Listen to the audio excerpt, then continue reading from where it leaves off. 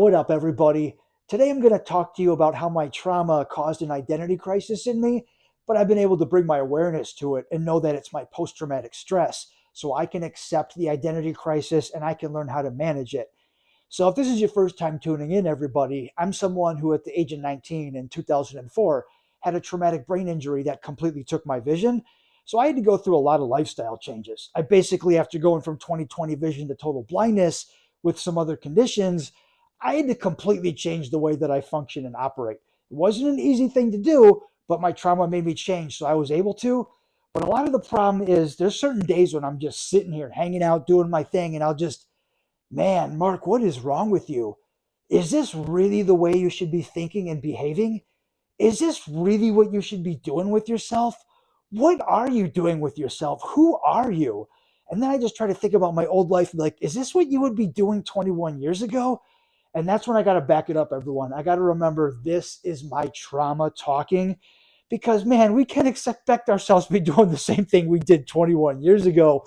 We really got to learn how to grow and accept the fact that people change, especially because I don't want to be the person I was 21 years ago because it eventually led to an attempted suicide.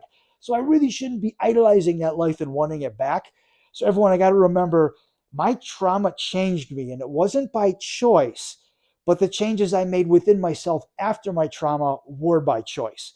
So I got to remember to trust myself and be like, look, Mark, your trauma changed you and it wasn't something you wanted, but based on your circumstances, based on the changes you've made, you're the person you want to be. You're doing everything the way you should and the way you want to because of your circumstances.